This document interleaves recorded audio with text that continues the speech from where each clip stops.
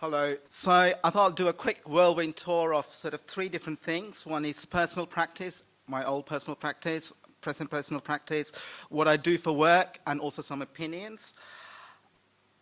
So I first trained in classical Indian dance in London and then studied contemporary dance at London School of Contemporary Dance. And this is the company I used to dance for as the first male dancer, Shobhan Jai Singh Dance Company, where we performed in all 5 continents. That's me from a long time ago. And also, my past work has always sort of gone with biography. I use biography as a starting point to talk about lots of different works.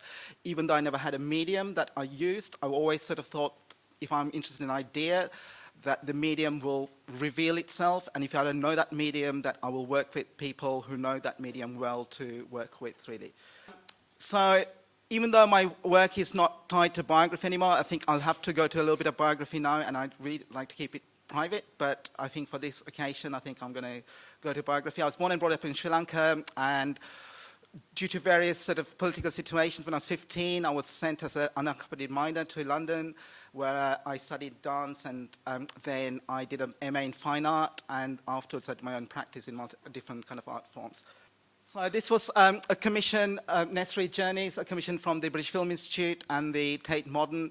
It's in 3 parts, me trying to go to 3 different countries with a Sri Lankan passport, which was the US and Mexico and Ireland without a visa. So I'm only just going to show you some photos from how I managed to get to Ireland. So this is in the border of Northern Ireland. So part of me is in Northern Ireland, part of it is in the Republic of Ireland. And this is me playing with the sheriff at the border town with whiskey, sort of shot glasses to let me in. And because I won it, he let me in, sort of, you know, so I went to Ireland.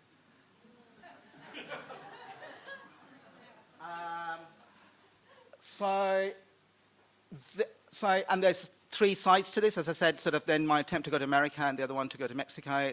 So there were photographs, a film, and a performance lecture, which I toured around afterwards. So this is a piece which, again, as I said, with biography, the way I paid through university was being a sex worker. So this piece was an 8-hour installation, sort of referring back to the time of working in Earl's Court in London. So it's in this work is an 8-hour performance installation. I was interested in the idea of non-emotional transactions to do with sex, really. So me going through 500 kilos of bananas at a time.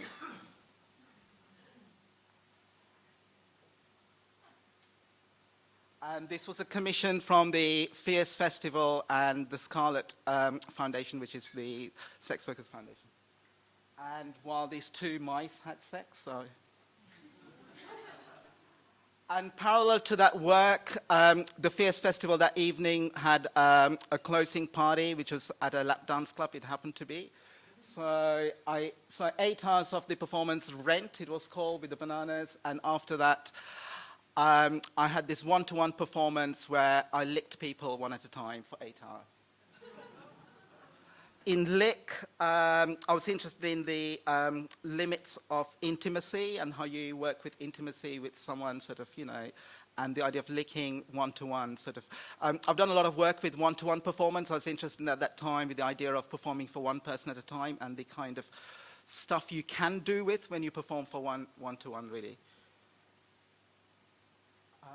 Video. Sorry, 1 second. So the nearest thing I've done to... I mean, I'm only showing sort of a few things I've done. Sort of the next thing is directly an activist-related stuff, which is a commission from Amnesty. 3 short videos worked with a filmmaker as a concept me and performance me. So.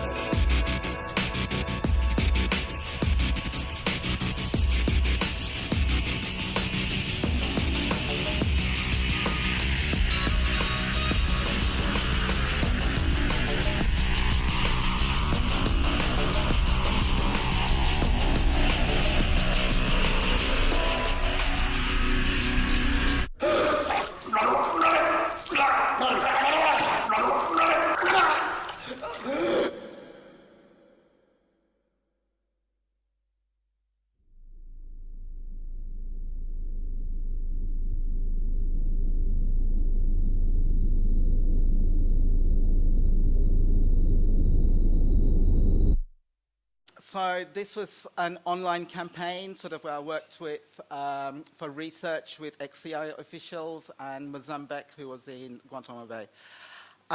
Swiftly moving on, sort of, there's lots and lots of stuff, but then I came to Australia and now currently work as an arts and cultural worker for STARTS, which is a refugee-based organization, so for people to create, enable sort of refugee communities create artworks within their own community settings and also sometimes in a partnership with mainstream institutions. So currently the big project we're working with is a three-way partnership between the Conservatorium of Music, STARTS and 6 schools in Western Sydney. We were trained Syrian Iraqi musicians to teach, mentored by the Conservatorium, and then a project across Western Sydney. So since I'm coming to the end of it, I just had some thoughts really, and I'm going to shoot myself in the leg at a forum like this. As with all this kind of stuff, I very much still believe in all this stuff, but I'm going through a self-reflective period in my life, sort of on the point of art and activism, for example. I'm increasingly not sure, this is a personal opinion, sort of a thing,